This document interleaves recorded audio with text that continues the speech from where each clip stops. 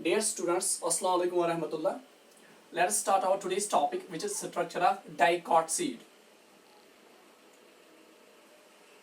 Students, seeds are of two types: monocotyledon seeds and dicotyledon seeds.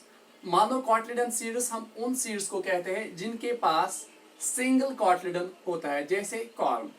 डाइकॉटलिडन seeds हम उन seeds को कहते हैं जिनके पास दो कॉटलिडन्स होते हैं, जैसे कि बीन. अगर आप एक बीन सीड को ब्रेक करोगे तो आपको दो कॉटलिडन्स मिलेंगे.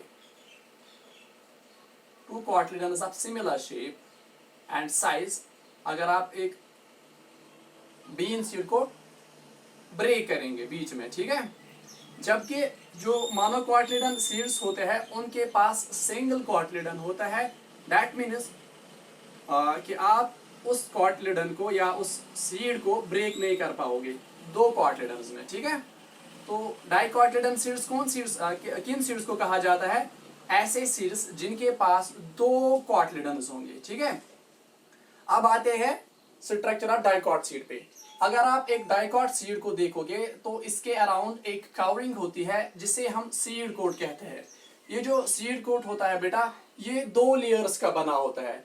आउटर लेयर सीड कोट का टेस्टा कहलाता है, ठीक है. और जो इसका इनर लेयर होता है किसका? सीड कोट का. इनसाइड लेयर, इस लेयर को हम टैगमिन कहते हैं. क्या कहते हैं बेटा? टैगमिन. उसके बाद आपको इस सीड के ऊपर एक स्कार देखने को मिलेगा, ठीक है, जिसे हम हाइलम कहते हैं, ठीक है, या हिलम कहते हैं बेटा. ये हिलम क्या होता है? ये बेसिकली वो एरिया है जहां से सीड अटैच था फ्रूट के साथ, ठीक है.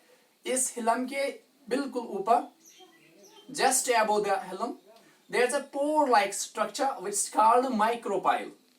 जिस स्ट्रक्चर को क्या कहते हैं? माइक्रोपाइल.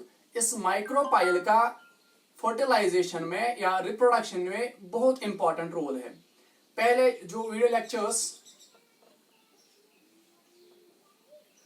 लेक्चर्स इससे पहले आपने देखे होंगे, उसने मैंने आपको बताया, पर्टिकुलरली फर्टिलाइजेशन का वीडियो लेक्चर, उसने मैंने आपको बताया था कि पोलन ट्यूब फाइनली एंटर करता है माइक्रोपाइल में, ठीक है. कहां से? इसी पोर लाइक स्ट्रक्चर से, जिसे हम माइक्रोपाइल कहते हैं, ठीक है. उसके बाद अगर आप एक टिपिकल डाइकॉटलिडन सीड को देखोगे तो ये जो डाइकॉटलिडन सीड होता है बेटा, ये बना होता है टू कॉटलिडन से, ठीक है, एम्ब्रियो से और एम्ब्रियोनल एक्सिस से, ठीक है. ये जो कॉटलिडन्स होते हैं बेटा, ये होते हैं, इनमें होता है रिजर्व फूड मटेरियल. क्या होता है? Food material. ओके.